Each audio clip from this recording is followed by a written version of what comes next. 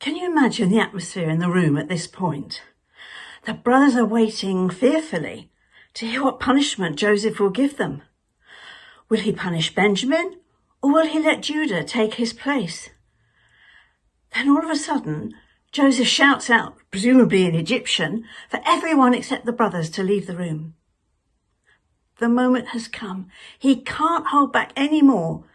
And when they are alone, he bursts into tears. I imagine that they were really big, messy, sobbing tears, the kind that leave you with a snotty nose and unable to speak. But the brothers must have wondered what was going on. And then when Joseph is able to get control of himself, he tells them in Hebrew that he is Joseph. What must they have thought? Well, as we saw in the film clip, there was a mixture of disbelief and then terror. What revenge was Joseph now going to take on them? And it was their turn to be speechless now. And in fact, they don't speak until half of the chapter is gone. But instead, Joseph speaks, and he speaks kindly and gently to them. He tells them not to be afraid or to be angry for what they did. He tells them it was all part of God's plan. In verse 5, he said, "It was to save lives that God sent me ahead of you." In verse 7, "God sent me ahead of you to preserve for you a remnant on earth and to save your lives by a great deliverance." In verse 8, "For it was not you who sent me here, but God." In verse 9, "God has made me Lord of Egypt." Joseph had suffered terribly, first at the hands of his brothers.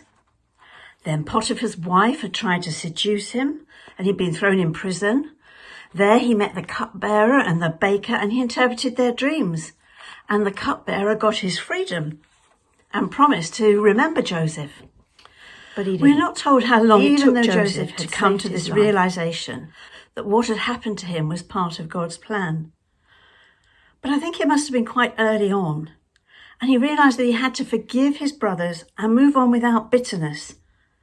And then he rose up to become the head of Pharaoh's household. The brothers must have been blown away as they listened to Joseph's account of what had happened to him. And even more so when they realized that he didn't blame them.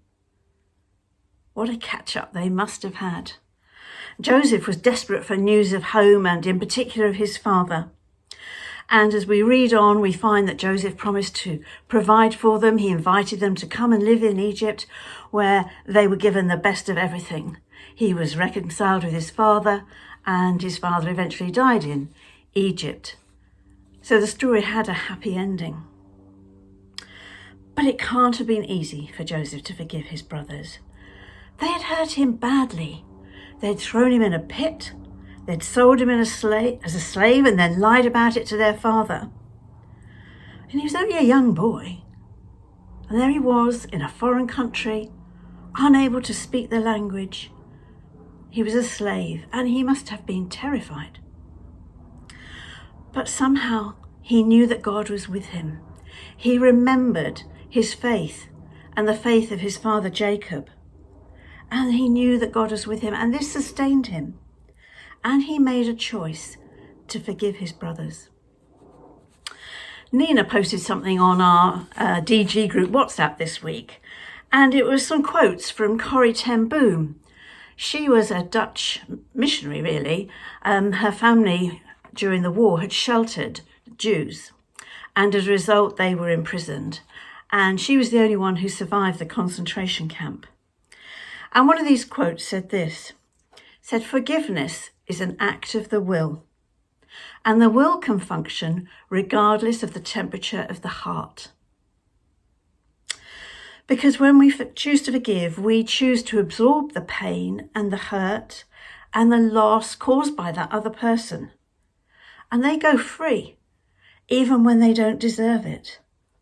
We might not feel like forgiving them, but God says we must. And there's no limit to the number of times we have to forgive them. Peter once asked Jesus, "How often do I have to forgive my brother? 7 times?" And Jesus said to him, no, 70 times 7. In other words, a limitless number. There is no finite number. You continue to forgive. Does this sound familiar? Isn't this what Jesus did for us? When God forgives our sins, he doesn't just brush them aside. Jesus has already paid the penalty so that we can be forgiven and go free. Our sins totally wiped out and forgotten. And he forgives us over and over again. Even when we make the same mistakes, he forgives and he forgets. How often do you come to God and say, I'm sorry, I've done it again? And God says, again? I don't remember. And just as God has forgiven us, so we must forgive others. And it can be hard to do. It requires us to have the right attitude in our heart, and we can't do this by ourselves. We have to ask God to give us the love for the other person who has wronged us so that we can forgive them. And it's easier when that person realises that they have wronged you and they say sorry. Then you can make up and you can be reconciled and everything's fine. And this is what happened eventually with Joseph and his brothers, because he had forgiven them in his heart many years before. But he needed to know that they were sorry before he felt able to tell them that and to be reconciled with them. And that's why he tested them. He must have been desperate to tell them who he was, but he needed to know that they were sorry before he was able to tell them they were forgiven and to embrace them and to be reconciled. I somehow doubt he was able to be reconciled with Potiphar's wife or with the cupbearer, but I believe that he would have forgiven them in his heart too, because they were all part of God's story for Joseph's life. So forgiveness does not always lead to reconciliation, but when it does, it can be wonderful.